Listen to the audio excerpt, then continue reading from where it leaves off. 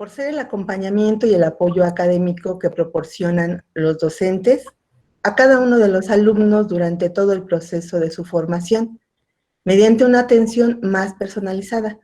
Y por lo tanto, estamos convencidos de que este programa debe continuar y debe fortalecerse.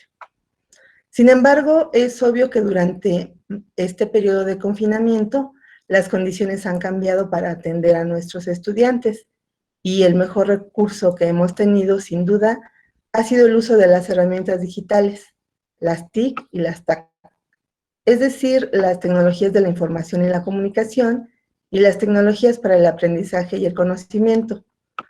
Durante estos casi 4 meses hemos tenido la necesidad de aprender mucho más sobre el uso de estas herramientas. Por ello, la maestra Rosa María Cárdenas Corona, desde la Coordinación de Asesoría y Tutoría Académicas, tuvo la iniciativa de conjuntar estos dos importantes asuntos académicos, la tutoría y el uso de la tecnología en la educación, a través de la gestión de esta conferencia titulada La importancia del uso de las TIC aplicadas a la tutoría. Agradecemos al maestro Miguel Beravite haya aceptado la invitación que le hicimos para participar como ponente de esta conferencia. Maestro, muchas gracias. Y nuevamente les doy la bienvenida a todos, a nombre de la maestra Evelyn Cervantes Cerón, directora de la Escuela Normal de Teotihuacán. Regreso el micrófono virtual a la maestra Rosa María Cárdenas Corona. Muchas gracias. Gracias, maestra Xochitl. A continuación, daré lectura del currículum del ponente invitado. Maestro Miguel Beravite.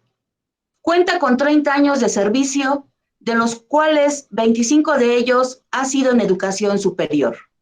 Su experiencia ha laborado en los niveles educativos de secundaria, medio superior, superior y maestría. Ha participado en una cantidad importante de eventos como diplomados, cursos y talleres a lo largo de toda su trayectoria, destacando su más reciente participación en el Congreso Nacional para el Fortalecimiento y Transformación de las Escuelas Normales Públicas, realizado en el mes de marzo al mes de agosto del 2019, en Toluca, Estado de México, San Luis Potosí, Baja California Sur y Puebla. Actividad que tuvo como producto el Acuerdo Educativo Nacional y la Estrategia Nacional de Mejora de las Escuelas Normales. Su antigüedad en la institución, desde 1998, tiene su plaza principal en la Escuela Normal de Teotihuacán. Cuenta con la siguiente preparación. Realizó la licenciatura en Educación Media en el área de Ciencias Naturales, en la Escuela Normal Superior número 2 de Ecatepec. Maestría en Pedagogía con especialidad en Docencia en el Centro de Estudios Superiores en Educación. Maestría en Innovación Educativa en la Universidad La Salle y el doctorado en Educación por la Universidad INACE. Tiene la certificación en Competencias Digitales por el Consejo Nacional de Normalización y Certificación de Competencias Laborales. En Competencias Digitales, asimismo, tiene igual, y en Aplicaciones Ofimáticas 2010 por Microsoft. Su trayectoria laboral se ha desempeñado en diferentes cargos, en los diferentes niveles educativos en los que ha laborado, como docente horas clase y orientador técnico en secundaria, secretario escolar en educación media superior, jefe de varios departamentos en educación superior y docente horas clase en la maestría. Ha impartido diferentes cursos en educación superior, con temáticas como ciencias naturales y gestión escolar. Ha ofrecido talleres, conferencias y diplomados con diferentes tópicos, destacando el de los sistemas de la gestión de la calidad, tarea de la que es líder, implementador y auditor interno de la Escuela Normal de Teotihuacán. En esta última actividad, cuenta con el certificado como auditor de sistemas de gestión de la calidad, emitido por el Instituto Mexicano de Normalización y Certificación. Ha participado en diferentes eventos, como congresos y coloquios, en torno a la educación. las TICs en la docencia y en concursos tanto de zona como regionales, siendo jurado como se hace de la ciencia, oratoria y declamación. Su situación actual en la Escuela Normal de Teotihuacán es pedagoga desde el año de 1998, siendo esta su plaza base, y actualmente cuenta con la plaza eventual de subdirector administrativo de la Normal de Teotihuacán. Mi reconocimiento, maestro Miguel, a su destacada trayectoria. A continuación, daré a conocer la mecánica de trabajo. Se llevará a cabo de la siguiente manera: la impartición de la conferencia, la importancia del uso de las TICs aplicada a la tutoría con un tiempo de 45 a 60 minutos. Sesión de preguntas y respuestas con base a los cuestionamientos que se hayan colocado en el chat de 20 a 30 minutos. Entrega de reconocimiento y agradecimiento. Despedida. Maestro Miguel, le cedo la palabra, preguntarle si se encuentra listo para que nos pueda compartir esta magistral conferencia. Pues muchas gracias, maestra, por la introducción, la presentación. Doy gracias a usted por la invitación. Para mí es todo un honor, todo un halago que me hayan considerado para esta tarea. Asimismo, pues quiero reconocer públicamente a la maestra Xochitl y a la maestra Evelyn Cervantes, directora de la Escuela Normal de Teotihuacán, por avalar la propuesta. En verdad, para mí es todo un honor, todo un halago que se hayan fijado en su servidor para que desde este espacio podamos aportar algo a los compañeros docentes, compañeros que trabajan en otras escuelas normales y alumnos en general. Muy bien. Avanzamos entonces a la primera diapositiva. Quisiera, a manera de introducción, plantear 4 ejes de análisis del comentario de la charla que voy a tener con ustedes el día de hoy. El primer eje sería el panorama epidemiológico que estamos viviendo, que se ha desarrollado en los últimos meses. También las condiciones para la educación que nos ha dejado esta situación, la función social de la escuela que estamos ahorita viviendo, y finalmente hablaré de la tutoría. Sobre todo porque al final, con el tema de la tutoría, trataré de establecer un punto de convergencia de estos 4 ejes para que podamos arribar de manera natural al tema que estamos trabajando el día de hoy, que es la importancia de las TIC en la tutoría. Siguiente, por favor. Sin embargo, antes de eso, quisiera yo plantearles un tema que va a estar, digamos, de manera presente en toda la conferencia, y es el conocimiento. A mí, en lo personal, me gusta basarme en esos momentos de ilustración que han tenido personas muy capaces y que han tenido a bien regalarnos estas frases. En particular me gustan 2. La que decía Sir Francis Bacon, de que el conocimiento es poder. Y en este momento esta frase recobra mucha importancia. Pero también me parece muy puntual lo que expresa Kofi Annan, en el sentido de que, además de que el conocimiento es poder, la información al mismo tiempo es libertadora. Y como tercer elemento de lo que él dice, la educación es la premisa del progreso.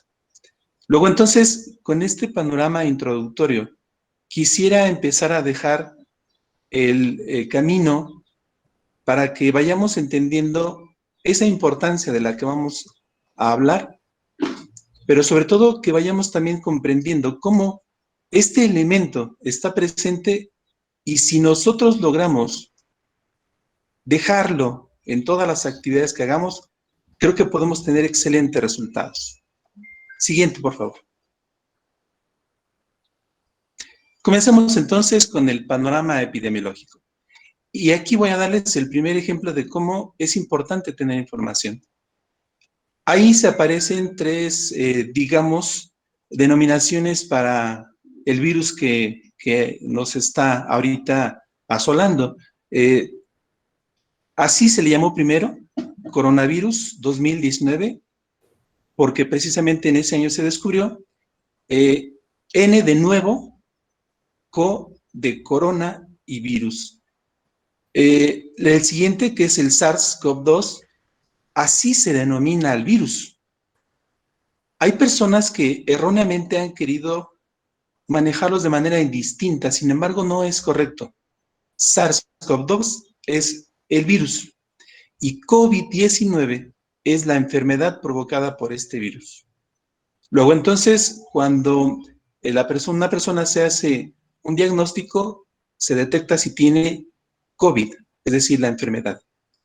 Y bueno, ahí dejo cuáles serían las referencias. SARS significa síndrome agudo respiratorio generado por un coronavirus, en este caso el 2.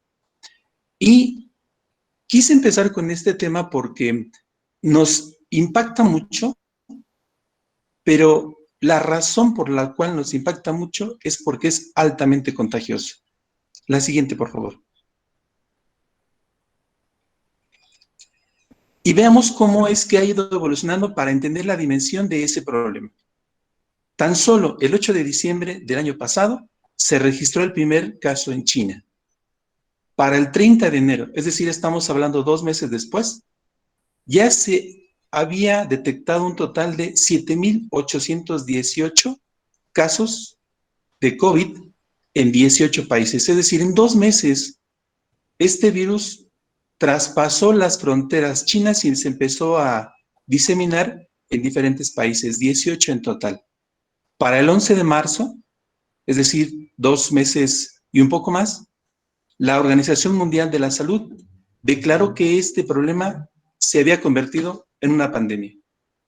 Lo que sucedió es que exactamente la Organización Mundial de la Salud detectó que por las características de este virus había un gran riesgo para la población. Siguiente, por favor.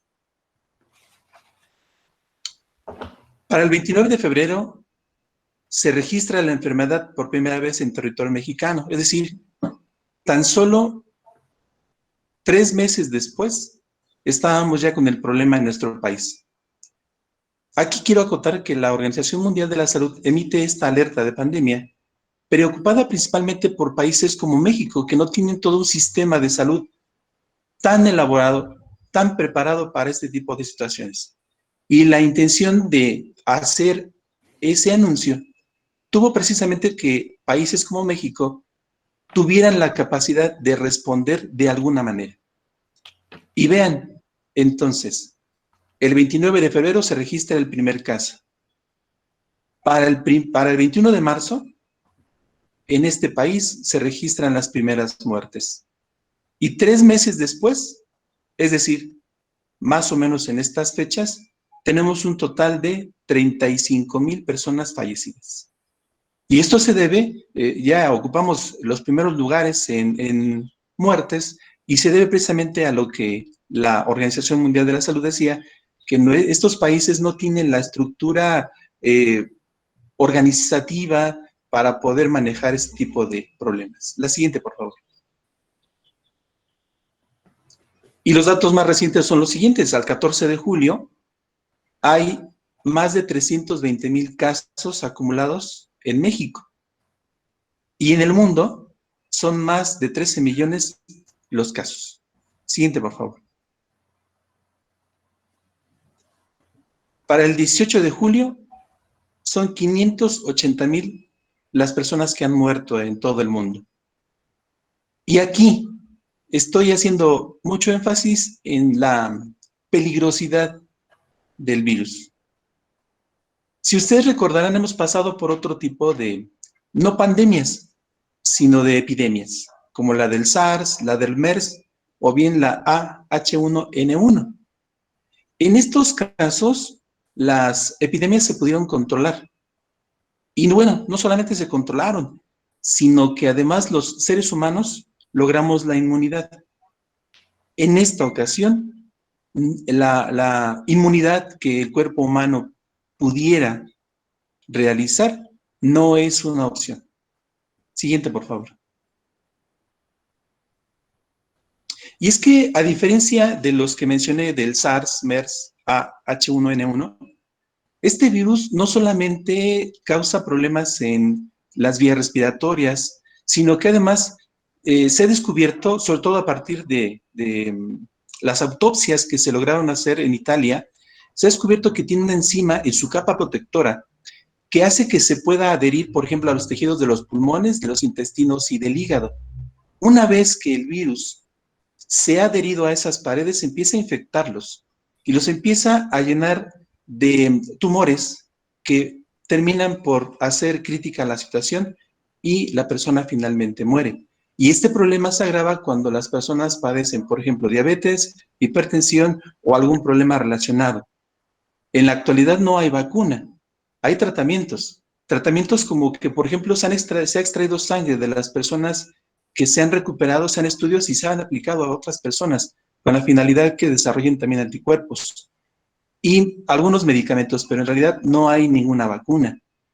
Según los analistas, una vacuna estará lista hasta dentro de 10 o 18 meses. ¿Por qué? Porque hay varias etapas. La primera etapa es el desarrollo, la siguiente etapa es en prueba en animales y la tercera etapa es la prueba en seres humanos. Pero aún así, el periodo es muy largo porque finalmente vamos a tener que esperar a que haya una cantidad suficiente de vacunas para aplicar a todas las personas. ¿Y por qué se da el problema? Porque no hay la posibilidad, no existe la posibilidad de que desarrollemos una inmunidad a este mal. La siguiente, por favor. Y aquí quise dejarles estos datos para que comprendamos cómo es que finalmente tenemos o debemos tener suficiente cuidado. Por ejemplo, mientras el virus dura 3 horas en papel o pañuelos de papel, en el cartón dura 24 horas, en el acero de 2 a 3 días, y tenemos un elemento importante, los billetes. En los billetes que manejamos puede durar o puede vivir hasta 4 días. Este ha sido uno de los grandes retos que ha tenido que enfrentar los sistemas de salud, porque como se pueden dar cuenta, una persona infectada puede ser un foco que exponencialmente vaya infectando a una cantidad importante de personas. Y es que tan solo en México la costumbre es que cuando estornudamos nos tapamos con la boca. Luego la mano la utilizamos para abrir la puerta, para manejar muchas cosas. Y en esas gotitas microscópicas de saliva vamos dejando los virus. Cuando otra persona toca la misma superficie, se contagia de inmediato. Digamos que cuando lo tiene en su cuerpo no hay problema. En ese momento, si aplicamos las medidas como el lavado de manos, la cubierta que tiene este virus, lo que hace es que se destruye con el jabón. Es una capa protectora a base de una especie de grasa que se descompone con el jabón y entonces el virus, que por cierto no es un organismo vivo, se empieza a desintegrar. Pero si no se aplica esa medida, el virus entonces puede vivir todos esos días y de ahí el problema. Siguiente, por favor. Los virus no los podemos matar. Y no los podemos matar porque no son organismos vivos. De hecho, solamente es un complejo de proteínas. Ahora bien, lo que sí sabemos es que los virus necesitan un huésped. En tanto no se adhieran a un huésped, no va a haber ningún problema. Sin embargo, la esperanza de muchos era que pudiéramos hacernos inmunes, como sucede con otros virus. Mencionaba los casos de la influenza estacional, por ejemplo, también. Y menciono esos porque son virus de la misma familia, llamados coronavirus, ¿no? Son del mismo tipo. Entonces, bueno, no hay otra opción. Tenemos que esperar a las vacunas porque una inmunidad natural no es viable. Según los expertos, esta inmunidad la vamos a poder desarrollar hasta dentro de 10 años. Mientras tanto, entonces, la necesidad es urgente de que atendamos el problema pero de manera frontal. No hay de otra. El ser humano no puede hacer por sus propios recursos frente al problema. Y para que se den una idea les puse la imagen. Esta imagen es de una célula contaminada por el SARS-CoV-2. Y todos esos granulitos azules que ustedes pueden observar son nuevos virus que están emergiendo de esa célula contaminada. La imagen está retocada a color, en realidad es blanco y negro, fue tomada por la bióloga Elizabeth Fleischer a través de un microscopio electrónico, pero ven cómo un solo virus contaminando una célula puede generar su reproducción por miles en unas cuantas horas o en unos cuantos días. Si cada uno de esos virus infecta a otra célula, imagínense cómo se desarrolla ya estando dentro del cuerpo humano. Y ese es, digamos, el problema que se ha detectado y por qué la urgente necesidad de hacer algo para frenar su desarrollo. Esto que les estoy planteando, si se dan cuenta, no es otra cosa que conocimiento. El conocimiento está ahí. Es simplemente ahora extender nuestras manos, acercarnos a un aparato que pueda conectarnos a Internet y tenemos la información. Ese es un gran reto. Siguiente, por favor. Ahora bien, espero no haberlos alarmado, pero finalmente sí la situación es grave en todo el mundo. Y necesitamos actuar de una manera colaborativa con los sistemas de salud. Y en este caso, la sociedad tiene que estar haciendo algo al respecto. En países como México, en donde nuestras costumbres, nuestra cultura, nos hace que seamos un poco impacientes y que queramos ser extremadamente libres, ese tipo de cultura nos ha llevado a que en la actualidad todavía tengamos muchos problemas, seamos los primeros lugares en infectados y fallecidos, pero se debe a esa cultura. Eso, compañeros, es lo que nos va a tocar a la educación, empezar a transformar esa cultura. Y es que para afrontar el reto, tuvimos que echar mano de las nuevas tecnologías y empezar a formar o continuar formando a las personas a distancia. Y obviamente los avances tecnológicos son muy importantes y pues hemos hecho uso de manera ahora sí efectiva de las computadoras. Las computadoras han adquirido entonces un papel protagónico, sobre todo porque pueden manejar mucha información y nos pueden entonces entrelazar. Siguiente, por favor.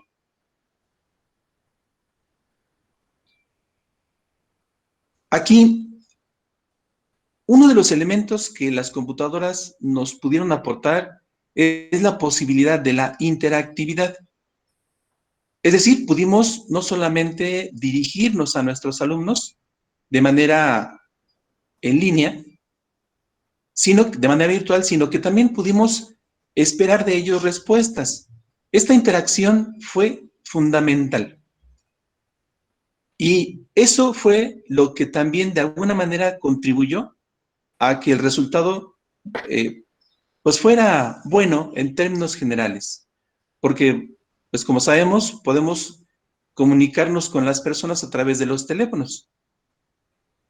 Pero los teléfonos no nos permiten vernos. Entonces aquí las computadoras adquirieron un papel protagónico porque la interacción se pudo dar de manera bastante adecuada, porque finalmente son medios que tienen dos vías, es decir, permiten la reversibilidad o la réplica. Siguiente, por favor. Y no solo eso, las computadoras finalmente empezaron a adquirir esta característica. Pueden desarrollar tres funciones que son fundamentales en la educación. La primera, de tal manera que los alumnos pueden acceder a ella y con un mínimo de conocimientos se pueden hacer de información. Las computadoras nos permitieron también a su vez entonces apoyar los contenidos curriculares para que fueran desarrollados. Y la tercera función es como un medio de interacción. De esta manera se pudo comunicar el maestro con sus alumnos los alumnos con sus compañeros y los maestros con otros maestros. Y entonces, como se dan cuenta, los medios empezaron a tener un papel muy importante en estas condiciones en las que estamos viviendo. Siguiente, por favor. Ahora bien, aquí hay algo que empezó a convertirse en un pequeño problema. Necesitábamos, quienes ahora estábamos interactuando de esta manera, de una alfabetización tecnológica. Es decir, no solamente ahora es importante leer, sino también poder manejar esta tecnología, porque es el medio que nos va a permitir realizar nuestra tarea. Ahora bien, también a partir de esto, a partir de esta interacción, se hicieron evidentes el lenguaje, el aprendizaje, el conocimiento y la cultura. Todos esos elementos se amalgamaron para que pudiéramos llevar a cabo nuestra labor. Y entonces, pudiera ser que el problema se solucionó. Como veremos más adelante, no fue así. Siguiente, por favor.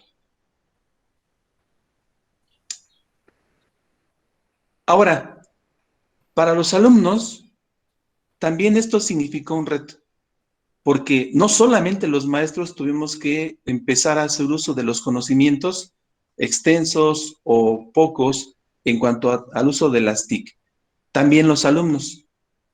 En la normal de Teotihuacán pudimos darnos cuenta de que la imagen que tenemos o la idea que tenemos de que los alumnos manejan la tecnología de manera muy fácil, se diluyó. La verdad es que los alumnos también tienen ciertas deficiencias para el uso de estas tecnologías. Y se explica, es muy fácil entender el fenómeno. Los alumnos utilizan estas tecnologías para la diversión, para el entretenimiento, pero darle un uso académico no estaba dentro de los planes. Y esto pasó en todo el mundo. En todo el mundo cambiaron las condiciones para la interacción. Siguiente, por favor. Ahora bien, esto también nos dejó retos, porque los maestros vimos que en realidad, lejos de favorecernos el trabajo, implicó una planeación extra, por ejemplo.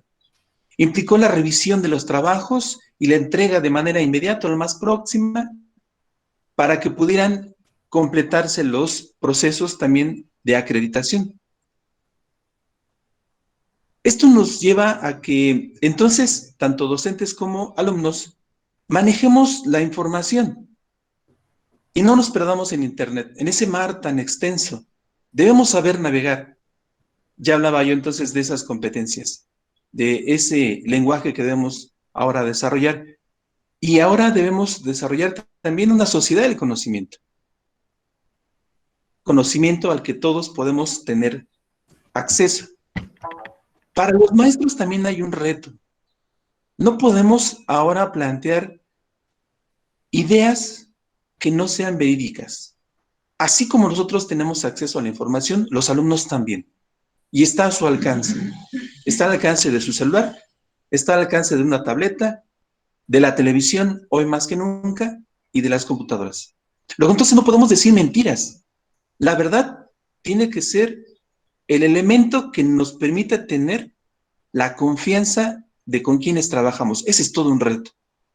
En la escuela quizá podamos tener algún control de esa situación. Sin embargo, aquí ambos, docentes y alumnos, accedemos a la información y tenemos entonces la capacidad incluso de ser autónomos y de aprender por nosotros. Y eso es todo un reto. Siguiente, por favor.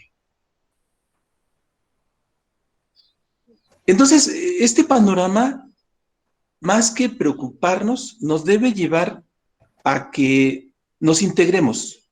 ¿Quiénes? Educadores, comunicadores, ingenieros, directivos educativos y todas las personas, en general toda la sociedad, para que creamos o para que diseñemos un escenario que nos permita tener realmente un trabajo adecuado.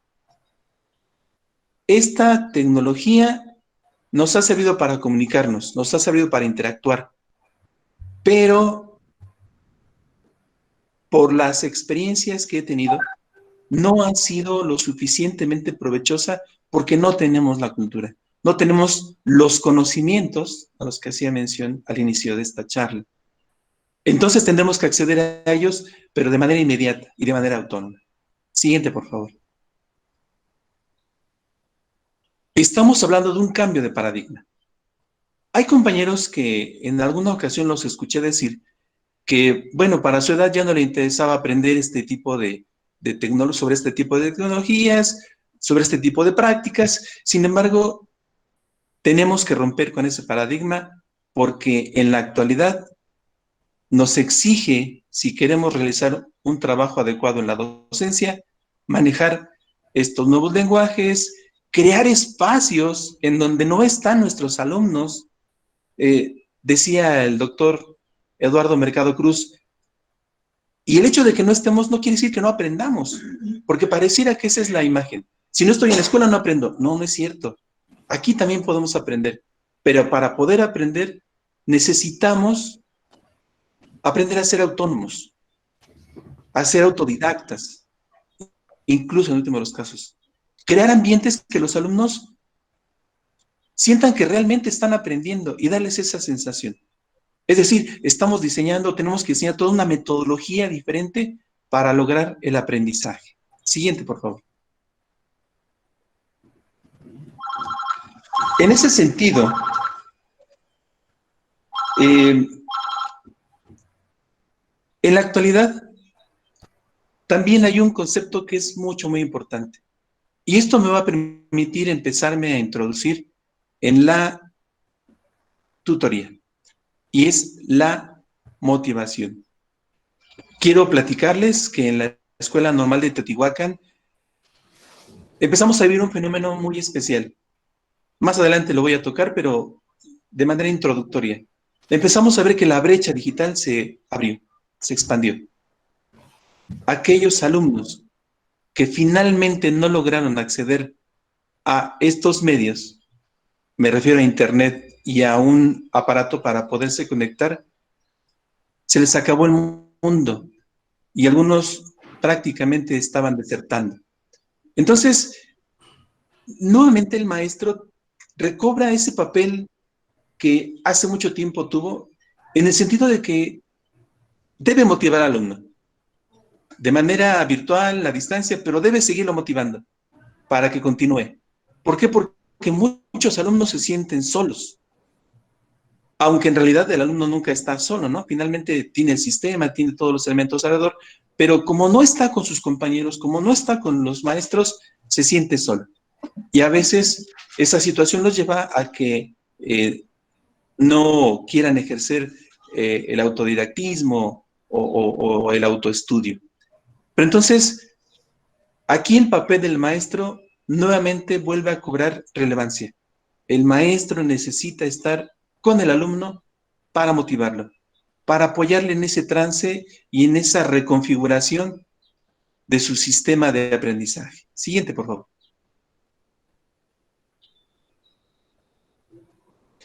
Ahora bien, el tercer eje que había planteado es la función social de la escuela. Aquí este tema ya no lo quise abordar demasiado porque, bueno, para todos, tal vez para los alumnos no, pero para todos los docentes que me escuchan, el tema de que la función social de la escuela es la transmisión del conocimiento, de la cultura en términos generales, es algo innegable, ¿no?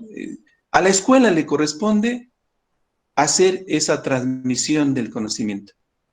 Sin embargo, pues como ya lo había dicho, las circunstancias nos han obligado a transformar esta práctica.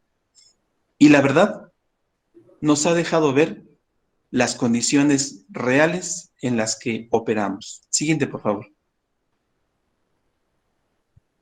¿Y cuáles son esas condiciones, hablando de la función social que debería estar realizando la escuela?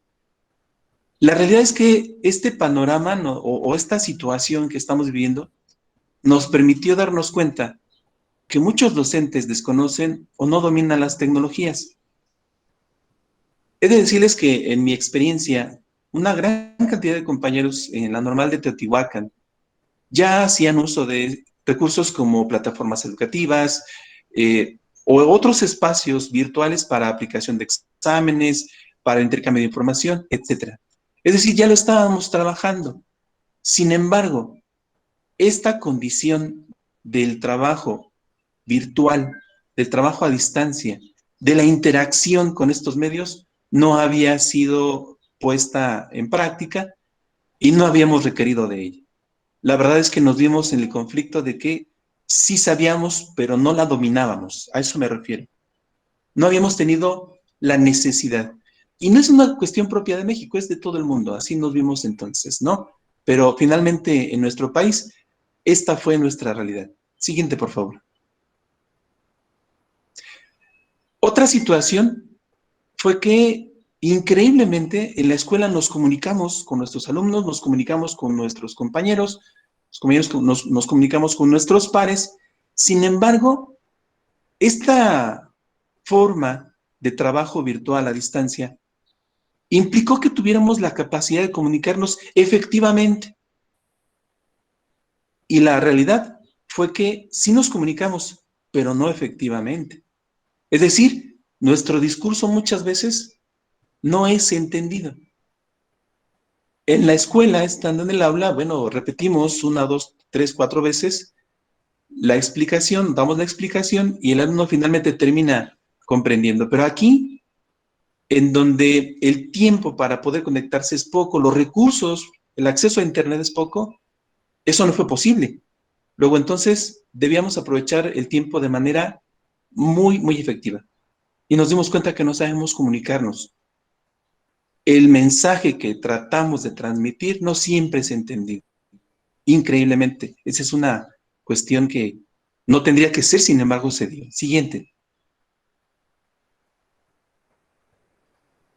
También, esta situación nos dejó muy claro que la sociedad carece de lo básico. Nuestros alumnos no cuentan realmente con los medios para poder realizar un trabajo a distancia, para poder realizar sus trabajos a partir de la investigación en Internet y luego entregar sus trabajos, ¿no? No fue posible. La sociedad carece de eso. No pudo la sociedad responder a las necesidades que la educación de calidad demandaba. Esa fue otra gran enseñanza. Siguiente, por favor. Igualmente descubrimos que nuestro sistema educativo está pobremente desarrollado. En realidad, nuestro sistema educativo no ha sido capaz de responder a los requerimientos actuales.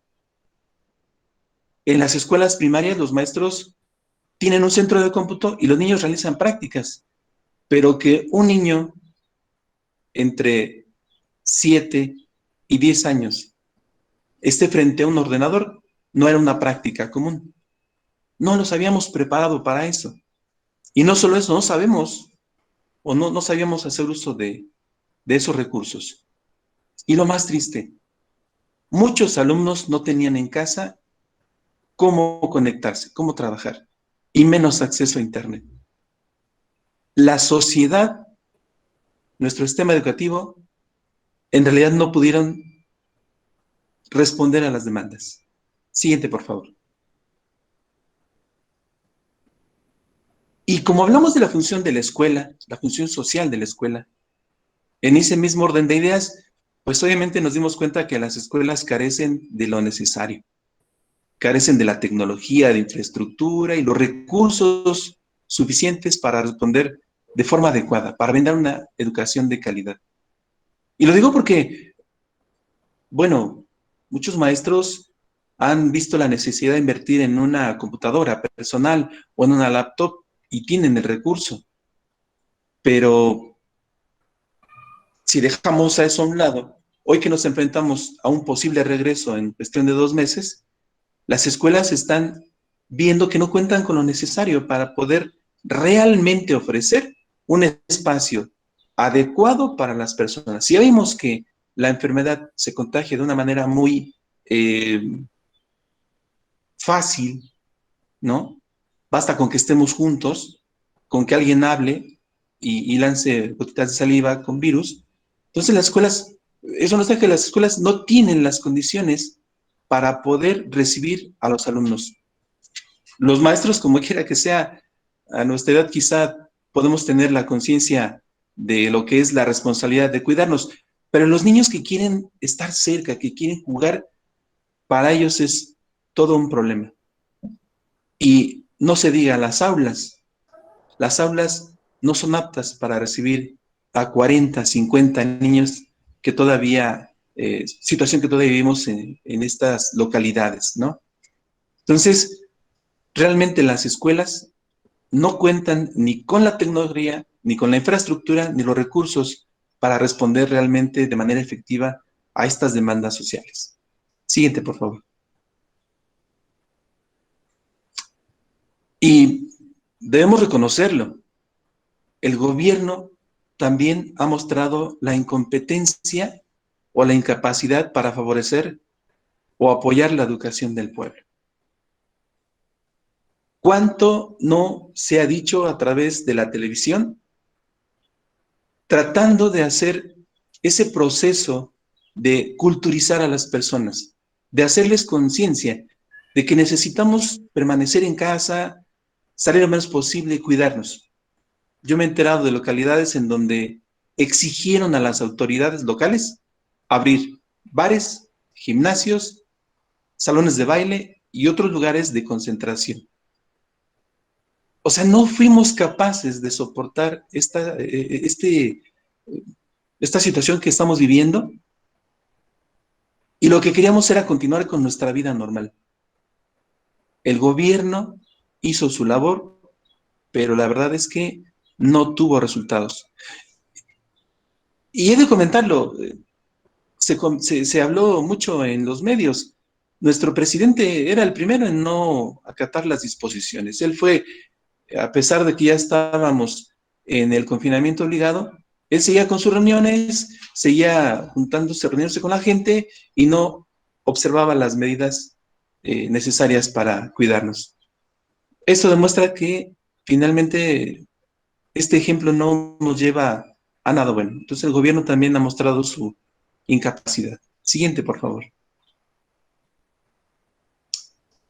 En definitiva, podemos darnos cuenta que las condiciones y todo lo que nos llevó a esta manera en la que vivimos es muy difícil.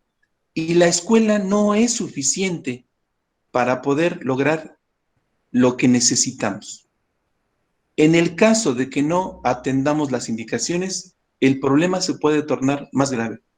Y si bien en este momento las escuelas normales estamos tratando de atender lo que nos corresponde, por ejemplo, por estos medios, y de seguir llevando a cabo tareas como la tutoría, bueno, en general la escuela, el sistema educativo mexicano no cuenta con las mismas posibilidades. Pero bueno, tenemos que hacer un esfuerzo, pero no puede ser solo la escuela, tiene que ser también la sociedad, tiene que ser el gobierno. Todos tenemos que trabajar de manera conjunta para atender el problema y que podamos regresar con la confianza de que estamos en un ambiente agradable lo más pronto posible. Siguiente, por favor. Y es que los maestros sí se han comprometido. Los maestros han trabajado. Ustedes pueden encontrar en las redes sociales muchas experiencias de maestros que grababan sus clases, pero para poder grabar sus clases, una clase de media hora, ¿cuánto tiempo no invertían? En realidad tenían que hacer un trabajo muy bueno para que sus alumnos pudieran aprovecharlo y para que a partir de ese trabajo, después los alumnos convivieran con el maestro de manera virtual y se reforzara lo que había dejado el maestro en el video. A eso le agregamos las tareas que tuvo que calificar o que revisar y que regresar a los alumnos para que sirviera como retroalimentación. Es un gran esfuerzo que los maestros hicieron, pero creo que su compromiso no basta. Necesitamos que la sociedad también contribuya, porque la sociedad también es responsable de esta educación y obviamente nuestras autoridades. En el momento en el que los tres órdenes trabajemos de manera conjunta, podremos tener mejores resultados. No basta con lo que hace el maestro. También la familia tiene que contribuir, también el gobierno tiene que contribuir. Siguiente, por favor. Y es que la escuela volvió a tener un papel protagónico, porque la escuela socialmente es la encargada de transmitir la cultura. Eso no lo puede hacer la familia. La familia transmite valores y transmite otro tipo de información. Pero la cultura le corresponde a la escuela hacerlo. Entonces, la escuela está tomando otro papel protagónico nuevamente, pero, insisto, tenemos que trabajar todos. Es triste ver que cuando va una familia en la calle, de cada 3 familias, 3, 4 integrantes, solamente una familia usa, por ejemplo, cubrebocas. Y no es por cuestión personal, es una cuestión de todos. Esa conciencia es la que falta. Esa conciencia falta en la familia. Si la escuela está asumiendo lo que le toca, la familia, la sociedad en general, también tendría que hacerlo. Si no sucede así, no habría muchas expectativas que nos permitan regresar de manera segura. Siguiente, por favor.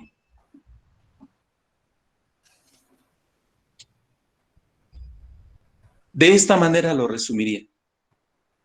Si la escuela no cuenta con el apoyo de la sociedad y del gobierno para su labor, va a ser muy difícil que tengamos resultados. Y me refiero concretamente a lo siguiente. Como lo dije al inicio, muchos países se han visto afectados. Dentro de ellos principalmente China y los que están muy cerca de él, como Corea. Estos países, o bien España o bien Italia, que incluso tuvieron situaciones muy graves, vivieron un periodo del desarrollo de la enfermedad muy fuerte. Ellos ya están teniendo unas condiciones mucho mejores a las nuestras. ¿A qué se debe? A su cultura. Si ustedes revisan lo que hizo Corea del Sur para atender esto, se van a encontrar como que ellos han aprendido, han aprovechado sus experiencias.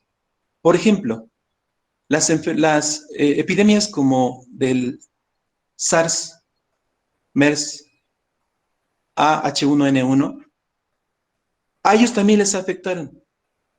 Pero ellos entendieron que para poder salir de ese tipo de conflictos, necesariamente tenían que tener una experiencia basada en lo que ellos ya habían hecho. Estos países aplicaron, por ejemplo, pruebas de manera, digamos, escandalosa. Aplicaron miles de pruebas, de tal manera que las personas supieran si estaban enfermas o no. Y los sistemas de salud se coordinaron de tal manera que tenían la información de primera mano y de manera pronta. Eso les permitió tomar medidas y aplicar los conocimientos que tienen. Eso es su cultura. El mexicano, lamentablemente, no cuenta con un sistema tan organizado, no cuenta con ese nivel de culturización, pero no se debe a que no haya querido, se debe a que no hemos podido avanzar. La escuela tiene un papel protagónico para que los individuos adquieran esa cultura. Pero lo subrayo una vez más, la sociedad tiene que aportar y el gobierno tiene que aportar. En la medida que, insisto, se trabaje de manera conjunta, podemos obtener mejores resultados. Siguiente, por favor. Bien, terminaríamos entonces con la tutoría. La tutoría académica tendríamos que entenderla como el acompañamiento a los estudiantes desde que ingresan hasta que concluyen sus estudios. Actividad que deberá ser realizada por un profesor que asume entonces el papel de tutor. Si bien es cierto, la tutoría académica se lleva principalmente en educación media superior y superior, en las escuelas primarias también es una actividad que ha cobrado cada vez más importancia. La razón es que los niños, al tener una influencia también de la sociedad, la escuela también tiene influencia de la comunidad, ha hecho que los niños tengan problemas graves y que los maestros deban asumir el papel de tutores, pero a veces hasta de consejeros, ¿no? Entonces, la tutoría se convierte en un elemento muy importante que la escuela tendrá que realizar. Siguiente, por favor. La tutoría se va a enfocar a proporcionar a los estudiantes ajustes metodológicos. ¿A qué me refiero? A que los niños son diferentes. Los niños requieren una atención diferente. La experiencia, las experiencias que los niños tienen les han permitido desarrollar una personalidad. Esas características de cada individuo le hacen aprender de manera diferente. El maestro tendrá entonces que considerar que cada niño tiene características diferentes y por lo tanto tendrá que asesorarlos de manera diferente. No tanto solucionarles sus problemas, pero sí tratar de orientarlos para que, como lo decíamos en la definición, pueda transitar por la escuela de manera fácil con el apoyo de los tutores. Repito, aquí la tutoría tendría entonces que tener la capacidad de distinguir cuáles son las características de los alumnos para poder orientarlos. Y esto se hace en todos los niveles. Siguiente, por favor.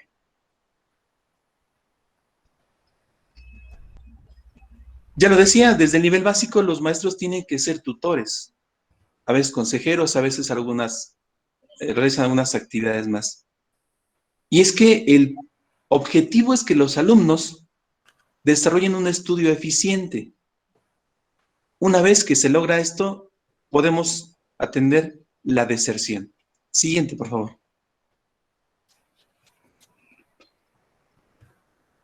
Y planteo entonces dos preguntas relacionadas con la tutoría.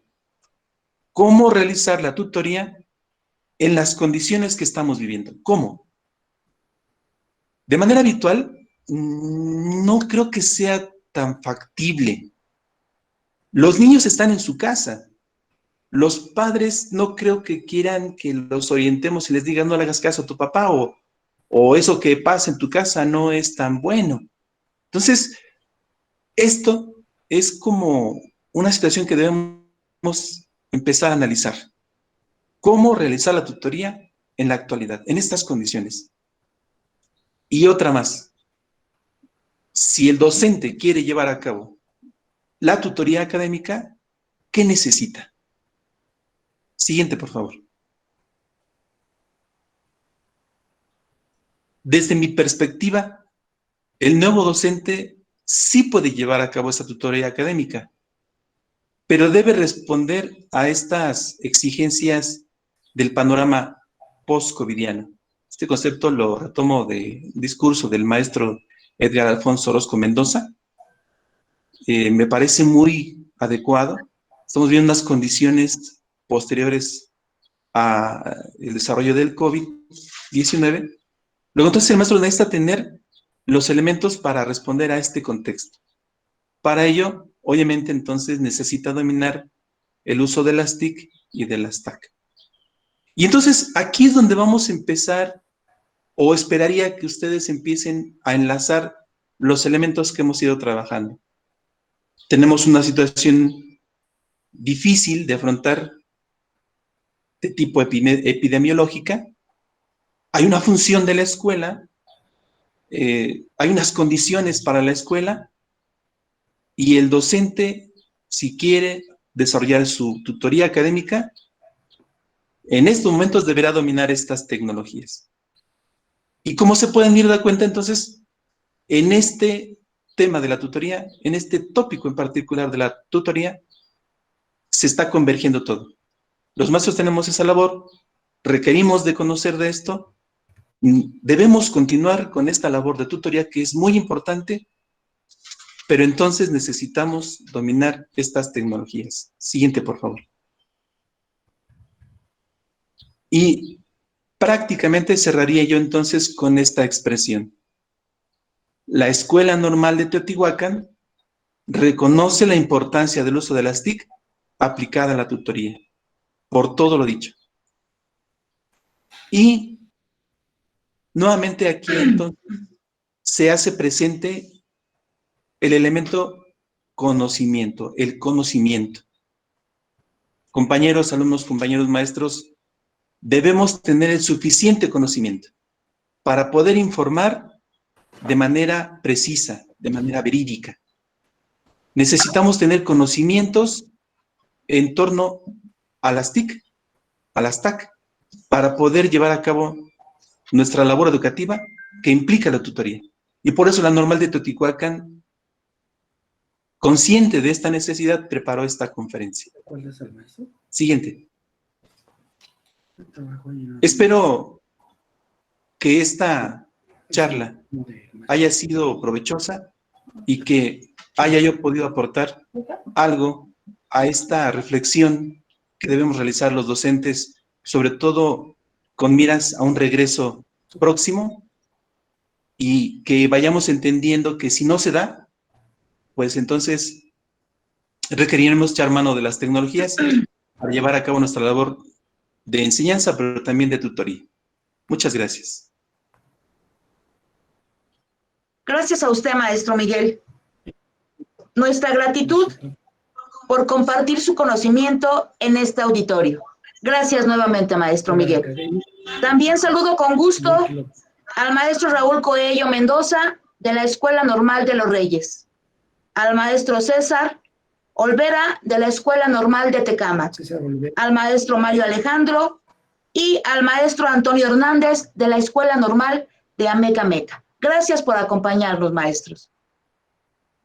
El futuro de la educación estará profundamente signado por la tecnología, pero aún, como los educadores y estudiantes la utilizan, en este caso las TICs, para el aprendizaje continuo. Stanley Williams. Ha llegado el momento de la sesión de preguntas y respuestas.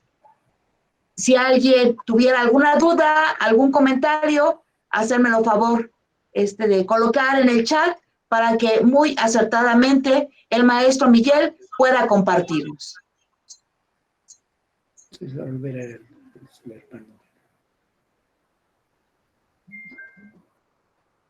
Gracias, maestro. También es un gusto verles nuevamente. Bien, chicos, maestros, compañeros, si gustaran hacer alguna pregunta para que nuestro ponente pueda aclarar y compartir cada uno. Isaí Tomi. Maestro Miguel, le hace el siguiente cuestionamiento. ¿Cuánto tardaría México para estar preparado realmente para la educación a distancia? Esa pregunta es muy complicada de resolver, porque las escuelas necesitarían estar preparadas en todos los órdenes. Es decir, necesitaríamos tener recursos tecnológicos, necesitaríamos tener recursos económicos, y los docentes necesitaríamos estar preparados en todos los órdenes. Porque mis compañeros maestros están preparados en los conocimientos, tienen los conocimientos y son capaces de que los alumnos aprendan. Pero hoy la labor tiene que ir más allá. Tiene que favorecer esa interacción, pero de una manera efectiva. Luego, entonces, las condiciones tendrían que ser propias. ¿Cuánto tiempo nos vamos a llevar? Es muy complicado. Es muy complicado porque no puede ser en el futuro inmediato. Es decir, no creo que en 3, 4 años tengamos las condiciones. Seguramente llevaremos más tiempo en ello. Pero esta pregunta me permite acotar un punto más. En la Escuela Normal de Teotihuacán, la tutoría tiene un papel fundamental. Lo mismo todas las escuelas normales. Por lo menos, dadas las circunstancias, por lo menos, durante 2 años tendremos que estar lidiando con esta pandemia. Luego entonces, por lo menos durante 2 años, vamos a tener que formar a los futuros maestros de manera tal que puedan responder a esas necesidades que la sociedad nos demanda. Es decir, ¿cuánto tiempo nos va a llevar? No me sería posible responderlo. Pero lo que sí puedo afirmar es que por lo menos en los siguientes 2 años, las escuelas normales deberán preparar a sus docentes para que puedan responder. Tenemos un reto por lo menos en 2 años. Pero si bien nos va y la vacuna está lista en estos 2 años, quizá podamos ir aprendiendo y no necesariamente tardarnos mucho. Por lo menos el panorama es así. Gracias. Gracias a usted, maestro Miguel. Bueno, pues le envía un cordial saludo el maestro Alejandro Pacheco Delgado. Es un placer saludar a tan distinguido mentor. Y él hace el siguiente cuestionamiento. ¿Cuál es el panorama docente ante la tecnología y la aplicación de la tutoría? La tecnología puede ayudarnos muchísimo. La tecnología puede favorecernos que podamos interactuar, que podamos compartir ideas con los alumnos. Luego entonces podemos influir en ellos. Luego entonces podríamos ayudarlos. En la experiencia que tuvimos en el foro pasado en la Escuela Normal de Teotihuacán, las opiniones se diversificaron. Para algunos alumnos, el estrés de estar solos y de tener que enfrentar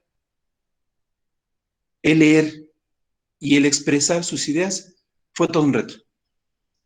No tenían a quién acudir, ni a sus compañeros ni a los maestros. Entonces fue todo un reto. El estrés fue muy fuerte.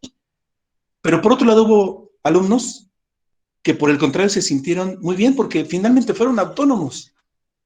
Lo que ellos leyeron fue lo que entendieron y fue lo que hicieron. Y se sintieron satisfechos. Entonces, la tecnología nos puede servir para nuestra labor de una manera muy efectiva, pero demanda, en primer lugar, dominar esta tecnología. En segundo lugar, crear ambientes propios que nos permitan que los alumnos tengan diferentes experiencias que puedan enriquecer ese aprendizaje y que el aprendizaje entonces sea efectivo. Aquí también podemos crear ambientes significativos, ¿no? De aprendizaje. Entonces, ahí está el reto. La tecnología tendría que estarnos sirviendo para crear esos ambientes apropiados, diversificar las experiencias. Tenemos el video, tenemos la lectura, tenemos las imágenes, tenemos un mundo de cosas. Pero necesitamos entonces dominar cómo hacerle llegar esa información al alumno, cómo crear ambientes donde todos esos elementos se integren y el aprendizaje sea efectivo. Eso es nada más para el aprendizaje, porque para la tutoría requeriríamos de tener muchísimo cuidado, de tal suerte que estos recursos nos permitan interactuar, pero de una manera muy profunda y de manera muy precisa y de manera muy cuidadosa. Hoy sabemos que estos medios han servido para que muchos jovencitos, niños, se pierdan. El maestro no puede darse la posibilidad ni siquiera de que algo así suceda. Entonces, vista la tecnología para el uso de la tutoría, se convierte en una situación delicada que debemos manejar de manera muy cuidadosa. Y para eso debemos prepararnos. Gracias. Gracias, maestro. El maestro César Olvera hace un comentario. Urge un diagnóstico confiable de lo que hemos logrado en esta etapa vivida, para planear con certeza y no sean esfuerzos de buena voluntad. ¿Qué opina usted, maestro Miguel? Totalmente de acuerdo. Exactamente el día 6 de julio que llevamos a cabo nuestro foro de prácticas, la intención de la Escuela Normal de Teotihuacán fue que pudiéramos conocer el punto de vista de los alumnos, de nuestros alumnos, en torno a esta situación. ¿Cómo se han sentido tener que hacer ellos sus trabajos en casa sin la orientación del maestro, sin la compañía de sus compañeros? Y nos encontramos con que los alumnos insisto, se vieron algunos contentos, felices de ser autónomos por primera vez, pero otros tristes porque no estaban con sus compañeros o con el maestro, no estaban en el aula. Entonces, esto nos permitió entender que los alumnos están viviendo una situación diferente, porque ellos solamente tienen que atender trabajos, pero obviamente les estresaba que hubiera tantos trabajos, ¿no? Entonces, el maestro también tiene que, imagínense, organizarse con sus compañeros de tal suerte que las actividades puedan ser de manera conjunta, que puedan ser actividades que sirvan para todos los maestros y no saturar a los alumnos. Ese tipo de compromisos, ese tipo de acciones, tendría el maestro que estarlas implementando. Miren cómo los medios de comunicación, estas tecnologías nos pueden servir. Si lográramos que los maestros trabajáramos de manera conjunta, de tal manera que una sola actividad pudiera servir para evaluar diferentes competencias en nuestros alumnos en las escuelas normales, lograríamos muchísimo. Es una nueva oportunidad. Yo lo veo como una nueva oportunidad, pero requiere del compromiso de todos los maestros. Requiere del compromiso de nuestras autoridades favoreciendo los espacios y dotándonos de los recursos tecnológicos y económicos suficientes. Como lo dije, desde mi punto de vista, necesitamos el trabajo de todos los actores involucrados en el hecho educativo. Sociedad, gobierno y obviamente la familia. Si lográramos conjuntar esos esfuerzos, sería fácil. Nuestro diagnóstico en la Escuela Normal de Teotihuacán fue ese. Nuestros alumnos están viviendo una situación de manera muy especial y con diversas perspectivas. Tenemos ese diagnóstico, pero no sabemos el diagnóstico a nivel nacional. Por eso decía que esta condición que estamos viviendo nos hizo darnos cuenta de nuestra realidad. Yo creo que hasta este momento no se tiene ese diagnóstico. ¿Lo harán las autoridades? No lo sé. No sé si de veras ellos tengan compromiso. No sé si ellos quieran hacerlo. Pero sería muy importante, muy importante saber cómo están viviendo el proceso los niños, cómo están viviendo el proceso los padres de familia. Necesitaremos algunas encuestas, algunos cuestionarios que se pudieran publicar, que se pudieran hacer llegar a todas las familias, que nos regresen esa información para saber si lo estamos haciendo bien o si nos está faltando. En la pregunta que me hacían de cuánto tiempo nos llevará, imagínense, si ni siquiera sabemos, este comentario y el planteamiento es muy interesante, si ni siquiera tenemos el dato preciso de cómo es que se desarrolló durante estos meses y conclusiones del ciclo escolar el conocimiento, el aprendizaje, pues creo que lo demás va a ser más complicado. Y finalmente cerraría yo este comentario diciendo que ese diagnóstico nos podría servir muchísimo para plantear escenarios futuros, pero no está totalmente en nuestras manos. Dependemos de lo que los demás también se comprometan a hacer. Muchas gracias. Gracias, maestro. El maestro Mario Alejandro comenta que acorde con la respuesta de la pregunta que acaba de dar con anterioridad, entonces quiere decir que las escuelas normales no están preparadas técnicamente para afrontar la transformación de la nueva formación docente. Tendría que primero decir que esta situación, ya lo mencioné, impactó en todo el mundo. No solamente la Escuela Normal de Teotihuacán tiene algunas dificultades. Todas las escuelas del mundo se vieron en esa misma condición. En la Escuela Normal de Teotihuacán, como en otras escuelas de educación superior, se atendieron ya protocolos para poder comenzar a desarrollar actividades. Por ejemplo, los alumnos que intentan ingresar pudieron acceder a las escuelas normales, incluida la normal de Teotihuacán, a presentar ahí su examen de manera presencial. Las escuelas normales, en tanto que son escuelas de educación superior, cuentan con los recursos, no los suficientes, eso quiero dejarlo muy claro, no los suficientes, pero cuentan con los recursos mínimos para atender esta contingencia. Pero no me preocupan por eso entonces las escuelas normales. Me preocupan las escuelas de educación básica. Son miles de escuelas y muchas de ellas carecen de condiciones para el regreso de los alumnos. En 2 meses no va a ser posible que las escuelas primarias, secundarias y preparatorias adquieran los implementos y todo lo necesario para poder realmente garantizar que el regreso a la escuela sea seguro, que las escuelas estén libres de algún contaminante, que en este caso sería el SARS-CoV-2, y que pueda garantizar su estancia saludable.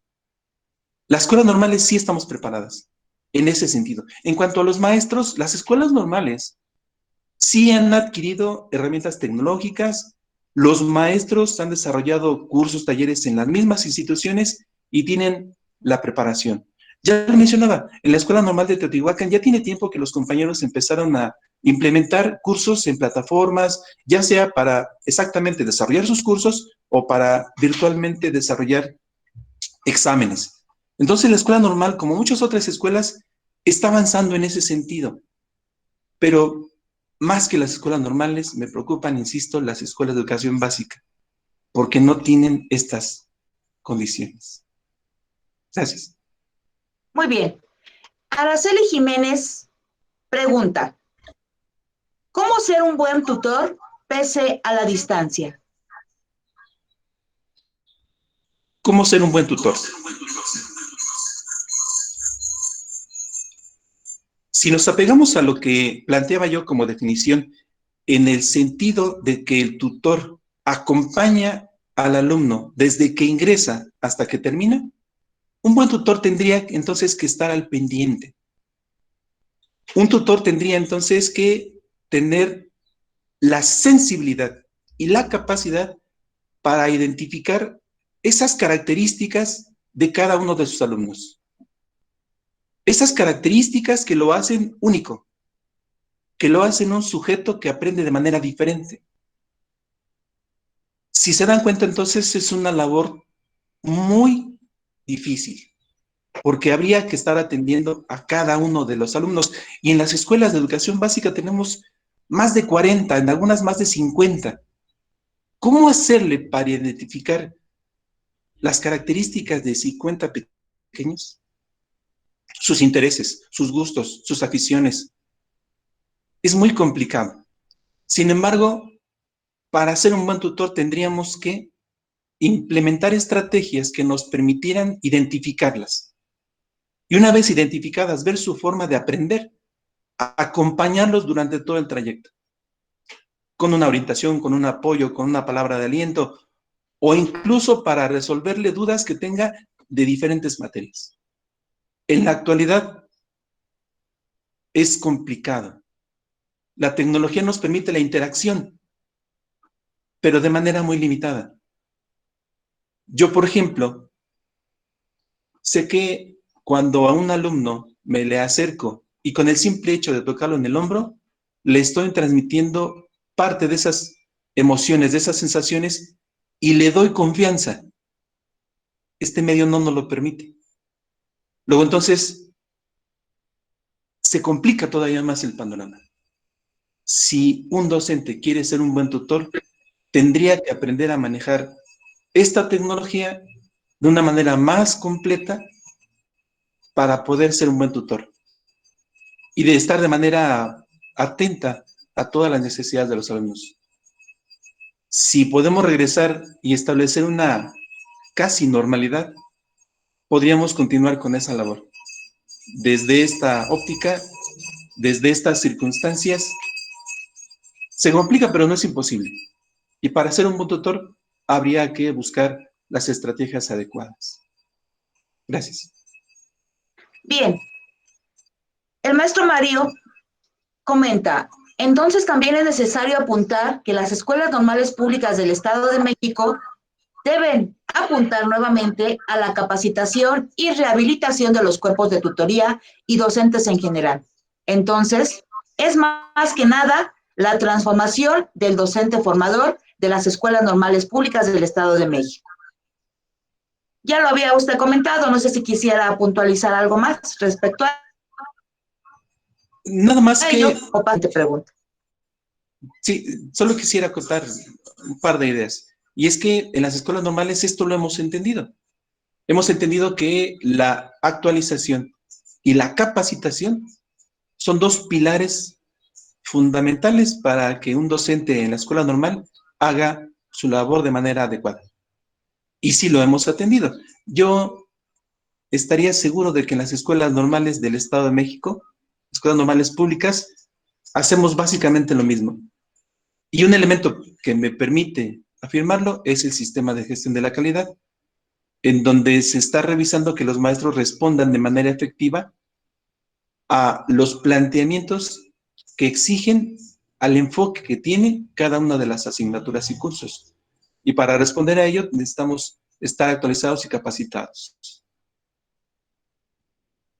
Gracias. Gracias, maestro. Yair Fernando Martínez Sánchez comenta, uno de los principales problemáticas que aquejaron a la educación en general, principalmente en los profesores, es no desarrollar la comunicación y empleo de herramientas. ¿Cree que sería adecuado que posterior a la contingencia se sigan utilizando estas plataformas digitales?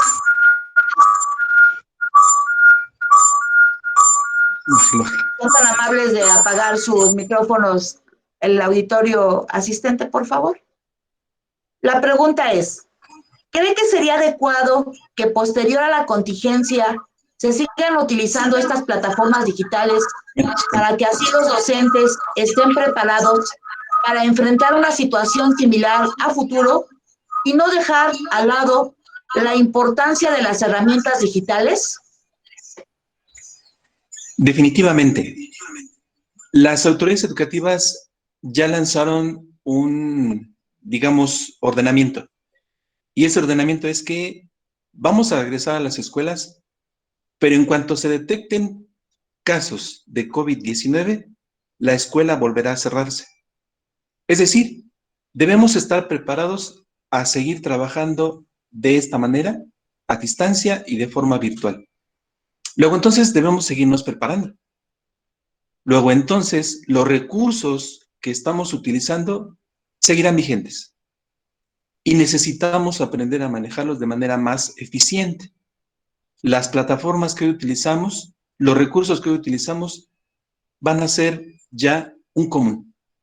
No podemos evitarlo. Luego entonces necesitamos prepararnos.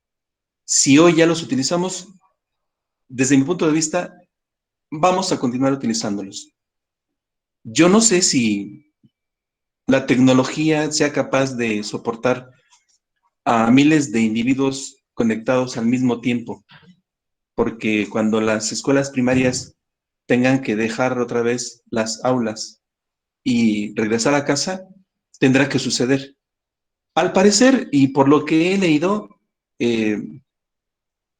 por ejemplo, empresas como Google tienen la capacidad para ello y otras empresas más. Luego, entonces, van a seguir vigentes. Que si hoy no sabemos utilizarlas, mañana tampoco, no es posible, no es una opción. Vamos a seguirlas utilizando, pero necesitamos aprender a utilizarlas de manera más eficiente. Gracias. Gracias, maestro. Una pregunta muy interesante. El maestro Raúl Coello pregunta, ¿cómo lograr que tanto tutores como tutorados le demos la importancia al trabajo de tutoría? Perdón, ¿me la puede repetir, maestra, por favor? Claro que sí. ¿Cómo lograr que tanto tutores como tutorados le demos la importancia al trabajo tutorial? En el caso de los tutorados, dependen de los tutores. Entonces los tutores necesitan tener la capacidad de inducir a sus tutorados a que valoren este trabajo. Ahora bien, ¿cómo podemos convencer a nuestros alumnos? ¿Cómo podemos convencer a nuestros tutorados? Mostrándoles que lo que estamos trabajando es verídico. El conocimiento que estamos trabajando es verídico. Lo que les estamos aportando les está sirviendo. Los niños, los jóvenes que tenemos en educación básica o en las normales, son lo suficientemente inteligentes, pero a la vez sensibles, para entender y darse cuenta cuando los docentes realmente estamos comprometidos. Yo estoy convencido, yo soy prueba de ello, no es presunción, algunos compañeros me lo han dicho, logro en algunos momentos seducir al alumno y convencerlo de que lo que hacemos vale la pena. Tendríamos que empezar a pensar así. Necesitamos seducir a nuestros alumnos, atraerlos, mostrarles que el trabajo vale la pena y a partir de eso comprometerlo a él para que trabaje con nosotros, pero al mismo tiempo nosotros comprometernos con ellos para responder a sus necesidades. Porque muchas veces el alumno empieza a acercarse, empieza a sentirse atraído y empieza a darnos su confianza, pero el tutor no responde. Y entonces, al perder la confianza, perdemos prácticamente a nuestros alumnos. Entonces, ¿qué tenemos que hacer? Atraerlos, convencerlos. Y una vez que estén con nosotros, una vez que tengamos su confianza, necesitamos obligadamente responder a sus expectativas, responder a sus necesidades. Solamente de esa manera podríamos lograrlo. ¿Sí va? Y obviamente, cuando ya tengamos esa condición, necesitamos a ellos mismos convencerlos de que pueden ser autónomos, de que pueden ser ellos mismos promotores de su aprendizaje. Y entonces trabajamos de manera colaborativa. De esa manera podríamos lograr que tanto tutores y tutorados se integren en un fin común y se puedan lograr excelentes resultados. Gracias. Gracias, maestro. Muy importante los comentarios que nos hace el maestro Raúl Coello Mendoza de la Escuela Normal de los Reyes. Él dice que es indispensable que tanto tutor como tutorados cuenten no solamente con la aptitud, sino con una amplia actitud sobre el trabajo tutorial. De igual forma, él comenta que pues que le corresponde coordinar la tutoría en la Escuela Normal de los Reyes y que considera que el trabajo se debe sustentar en el profesionalismo de los tutores. De acuerdo con usted, maestro. Maestro, ¿quisiera comentar algo? Sí. Sí, además, lo decía en la presentación, no olvidemos un punto importante.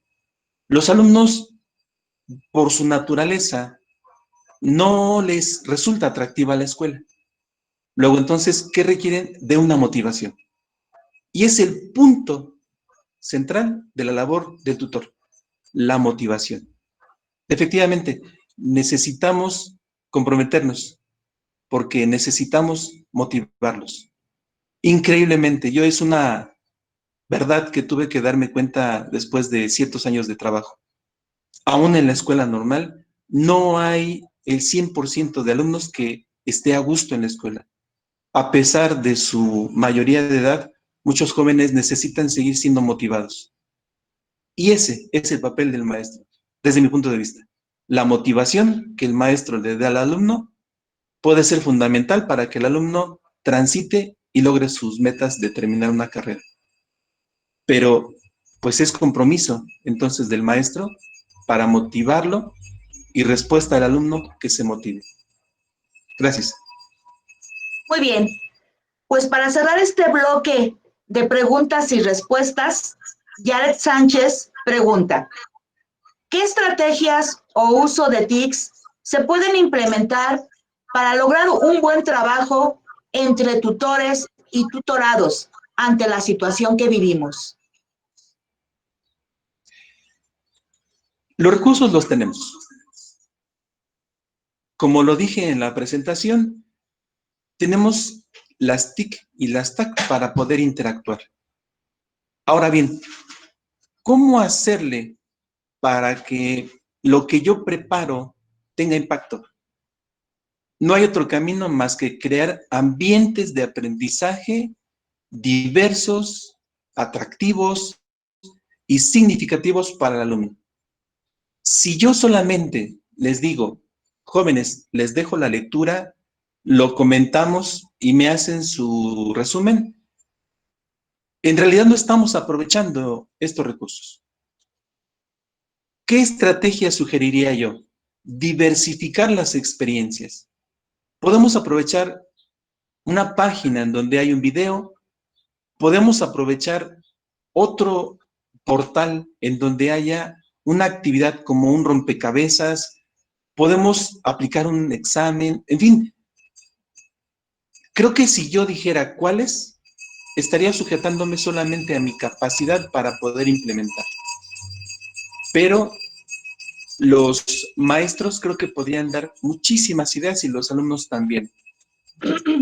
En este momento se me ocurre que, por ejemplo, si yo les digo, me vas a hacer un video con tu teléfono, con el recurso que tengas, un video, y me lo envías, el alumno puede ser motivado de esa manera. Si quiero interactuar con el alumno de tal manera que él me dé su confianza y pueda yo atender alguna situación difícil, a lo mejor pudiéramos implementar un espacio en donde nos comuniquemos de una manera más personal. Por eso hacía yo el comentario de que para eso debemos tener mucho cuidado para no tergiversar la idea. Pero bueno, esa podría ser otra estrategia, implementar un espacio en el que tengamos contacto y podamos platicar de temas que no son muy comunes o que el alumno quisiera platicarlos con alguien. Incluso hasta, no sé, pudiéramos convertirnos un poco en psicólogos y empezar a trabajar algunos problemas que se han desarrollado, como el estrés, como la necesidad de salir, sentirse encerrados, sentirse solos. Ese tipo de cosas podríamos trabajarlas. ¿En dónde? En un espacio. ¿De qué manera? Compárteme tu experiencia a través de un video. Me lo mandas. En fin, podría yo mencionar, insisto, solo algunas. Aquí, la experiencia de cada docente puede darle 1000 cosas. Ahora, aquí otra vez la tecnología juega un papel muy importante, porque en la medida que dominemos diferentes TIC, diferentes TAC, podemos hacer un escenario diversificado, un ambiente diversificado. En la medida que mi conocimiento se estreche, tendré menos opciones.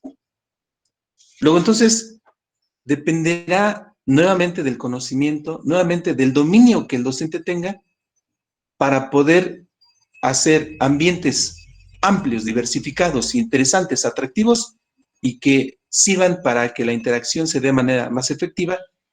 Y si queremos atender cuestiones muy, muy especiales, bueno, con mucho cuidado, pero hasta también podría hacer eso. Quisiera dejar la idea muy clara. Yo podría dar algunas estrategias, las acabo de mencionar, pero se circunscriben a mis conocimientos. En la medida que ustedes pudieran interactuar, tendrían algunas más. En la medida que ustedes tengan un mayor margen de conocimientos, podrían ampliarlas también. Gracias. Muy bien. La maestra Maxi Hernández Torres considera que, pensando en las circunstancias actuales, que son difíciles en el trabajo de tutoría, se verá necesario que ese acompañamiento académico sea vinculado a un acompañamiento personal. Será necesario contratar o pagar el uso de plataformas que permitan tener una atención personalizada entre pares y equipos. Al mismo tiempo, ella considera necesario que se proyecten esas oportunidades para trabajar con nuestros alumnos.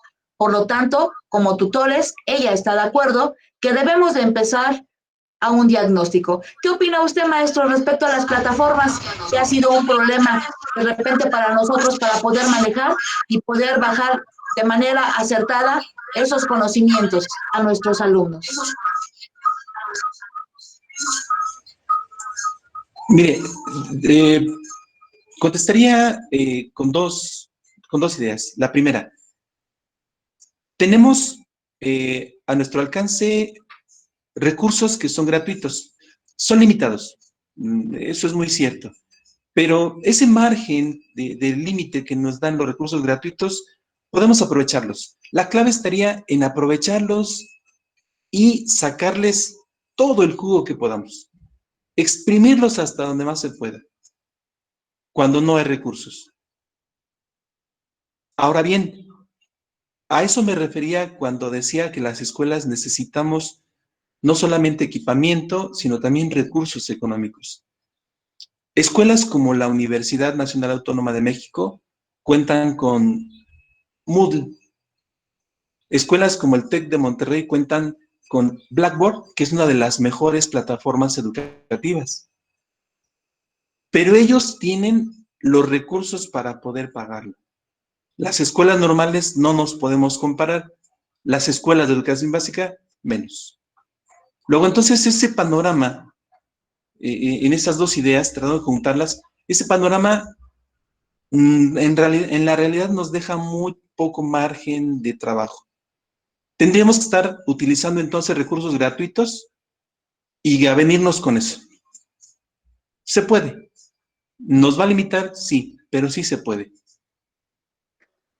Otra vez más, si el gobierno asume su responsabilidad, tendría quizá que dotarnos de esas licencias de las plataformas para poder utilizarlas con más recursos.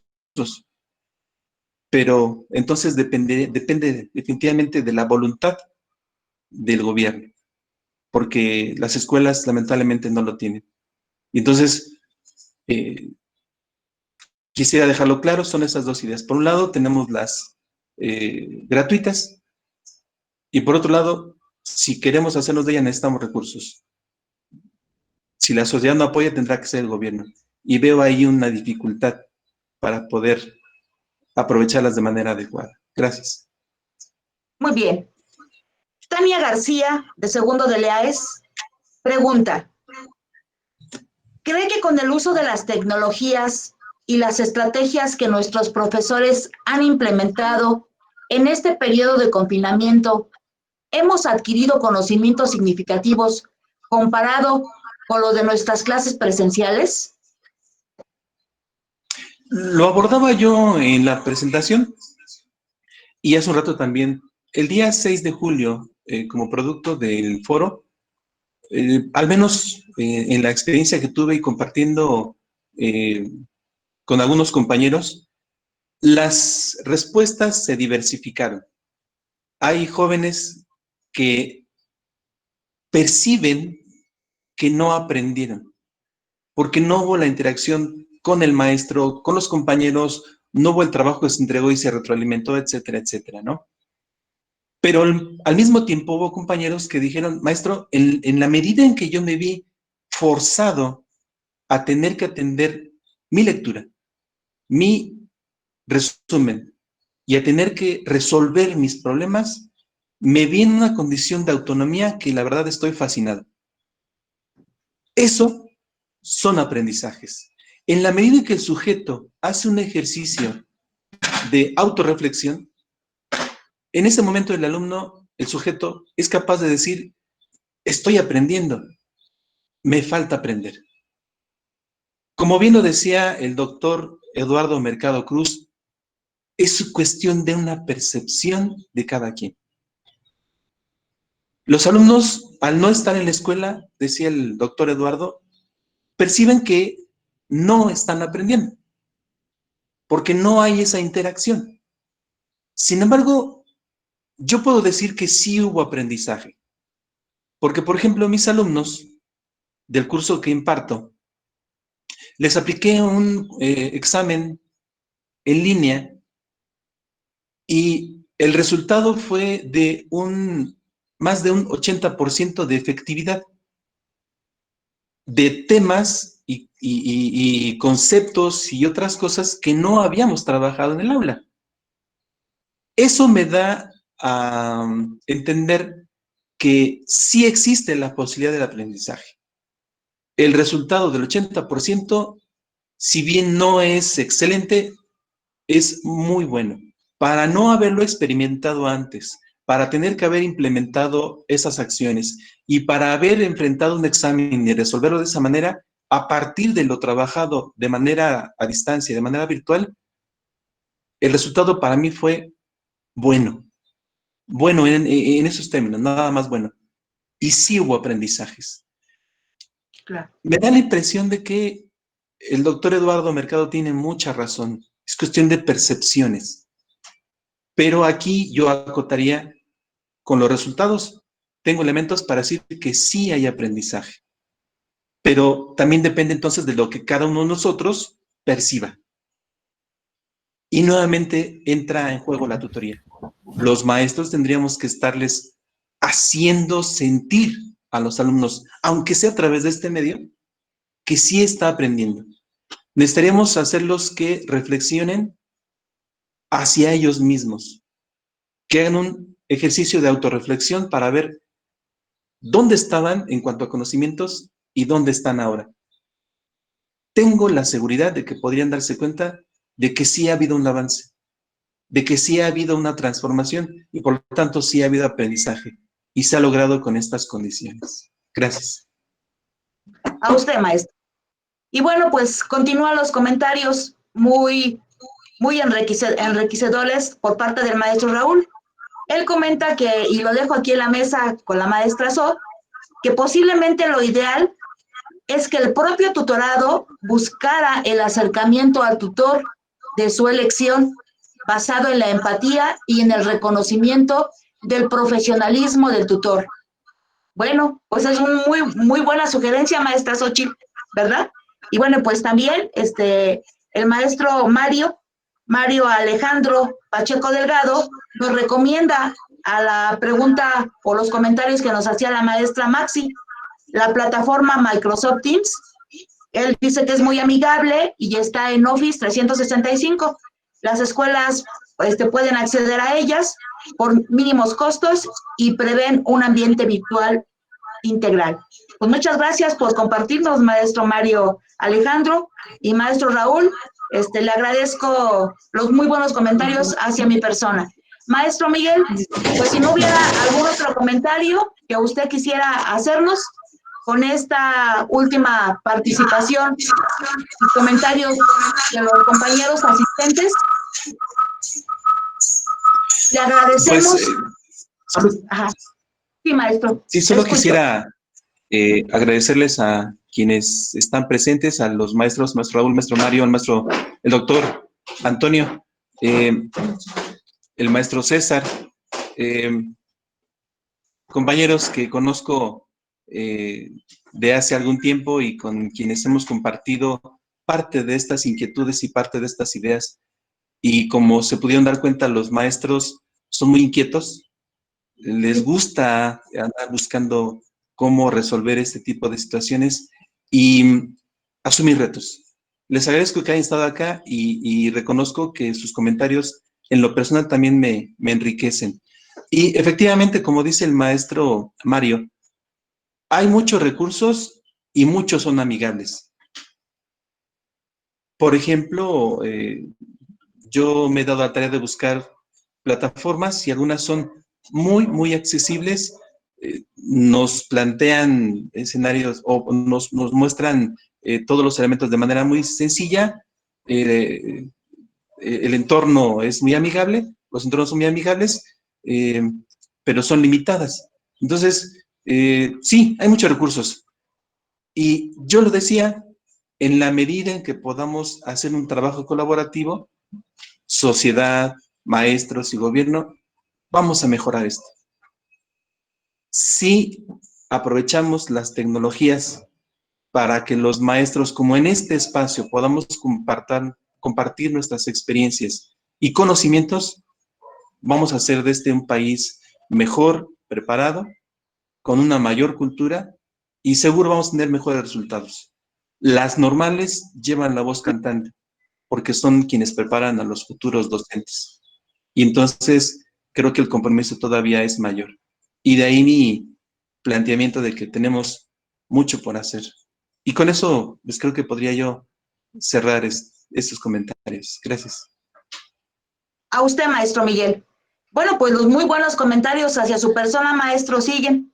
El maestro Alejandro Pacheco le felicita por el excelente discurso y aportación. Es un trabajo intelectual muy interesante. Daría para llevar un ejercicio de investigación. Mi reconocimiento a la Escuela Normal de Teotihuacán y al ponente. Bueno, de manera general, le hacen muy buenos comentarios los participantes, los que pudieron enviarnos, Ingrid y Jocelyn Sánchez, le agradece por la conferencia, maestro. La maestra Cristina también le agradece por la temática que usted llevó a bien en esta conferencia. El maestro César Olvera agradece a usted por su atinada invitación y bueno, él deja abierto que nos quedan bastantes retos. Bueno, Fabiola Medina también manifiesta que es una excelente conferencia y le agradece, maestro Miguel. Pues sin mayor preámbulo, paso con el siguiente número y le cedo la palabra a la maestra Xóchitl Olvera Vadillo, subdirectora académica de esta casa de estudios, con la entrega del reconocimiento y agradecimiento. Muchas gracias, maestro Rosita. Muchas gracias, maestro. Muchas gracias. Agradecerle al maestro Miguel, que nos ha hecho un análisis muy importante de lo que estamos viviendo en este momento, de la importancia del uso de las TIC y de las TAC. Recordemos, en la escuela normal, y seguramente en todas las escuelas normales, iniciamos hace muchos años incursionando en el uso de las TIC, pero poco a poco también fuimos trabajando con las TAC. En el caso de la Escuela Normal de Teotihuacán, incluso cuando elaboramos nuestra planeación de cursos, ahí tenemos un espacio para que nosotros digamos cómo vamos a utilizar las TIC y cómo vamos a utilizar las TAC, porque también no solo son las tecnologías de la información y de la comunicación, ahora se están volviendo más importantes, creo yo, el uso de las tecnologías para el aprendizaje y el conocimiento, ya nos lo decía el maestro Miguel. Otra situación que me parece muy importante que él ha retomado es la motivación, la incentivación, la seducción, el cautivar a nuestros alumnos, sobre todo en esta parte de tutoría, porque no tiene una calificación que a lo mejor obligue a nuestros alumnos a permanecer en tutoría, pero entonces es cuando más debemos utilizar esas habilidades como docente, de motivarlos, de incentivarlos. Y por supuesto que es una tarea que nos queda a nosotros en las escuelas normales, en particular en la Escuela Normal de Teotihuacán, la pregunta de cómo realizar la tutoría en la actualidad, cómo hacer uso de la tecnología para darle más sentido a la tutoría. Aquí yo apelo al colegio de tutores, aquí yo me voy con ellos. Creo que a través de los muchos años que se ha trabajado este asunto del colegiado en las escuelas normales, ha dado muy buenos resultados, porque nos consta de que las opiniones de cada uno de nuestros compañeros maestros, sus puntos de vista, sus sugerencias, van haciendo que hagamos un mejor trabajo. Entonces, con el colegio de tutores, creo firmemente que podemos ir organizándonos de una mejor manera para trabajar en este momento la tutoría a través de las tecnologías por esta situación de confinamiento. La sugerencia que hacía el maestro Raúl, muy importante, muy interesante, ya lo habíamos comentado en la escuela normal, pero quizá todavía tengamos el temor de que algunos de nosotros nos quedemos con pocos alumnos y algunos tutores se van a quedar con muchos alumnos. Y lo que hemos tratado siempre en la escuela normal es de que haya equilibrio en el número de alumnos, que cada tutor tenga más o menos el mismo número de alumnos, y por eso es nuestro temor. Sin embargo, vuelvo a insistir en el colegio de tutores, porque ahí se puede valorar y podemos tener esta alternativa en siguientes semestres, de que sean nuestros alumnos quienes elijan a su tutor y seguramente habría más compromiso de nuestros chicos y también de nuestros tutores, ¿no? Entonces, esta plática, esta conferencia que agradecemos mucho al maestro Miguel, que creo que ha dado para mucho porque es una situación muy real que estamos viviendo, son necesidades que tenemos y que debemos retomarla. Aquí a la maestra Rosa María como coordinadora de este programa y que podemos incluso aquí aprovechar que está el maestro Raúl y que también tiene esa misma responsabilidad en la normal de los Reyes, pues podemos empezar también a trabajar entre escuelas normales, que lo hemos hecho en distintos asuntos, en distintos eventos, y que seguramente pudiera dar mejores resultados. Vamos a aprovechar estos espacios también para eso. Y pues no me queda más que agradecerles. Creo que también en esta situación hemos aprendido el que hay otras plataformas que nos pueden apoyar y que incluso están muy al alcance de nosotros. Lo que nos recomendaba el maestro Mario es algo que ya estamos trabajando también en la escuela normal, pero que no le hemos dado todavía la suficiente importancia. Rescatar esta herramienta, rescatar esta plataforma, porque lo tenemos acceso a través de nuestros correos institucionales, pero necesitamos entonces voltear un poco la mirada, ahora sí, con mayor énfasis hacia esas situaciones, ¿no? Muchas cosas se van haciendo de acuerdo con la necesidad que vamos teniendo, a veces no lo prevemos, en lugar de tener una planeación prospectiva, pues vamos planeando, creo que en lugar de prospectiva, retrospectivamente, y por supuesto porque son importantes los diagnósticos, pero también es importante tener una visión al futuro. No lo hemos manejado así, sin embargo, ahora que estamos viviendo esta situación, nos vemos en la necesidad de rescatar lo que ya tenemos a la mano, en darle un mayor valor, un mejor uso. Bueno, pues con esto yo concluyo agradeciendo nuevamente al maestro Miguel por esta conferencia, agradeciendo a todos los asistentes externos y de nuestra escuela normal, y también desde luego reconociendo el trabajo de la maestra Rosa María para coordinar, para organizar esta conferencia. Muchísimas gracias a todos.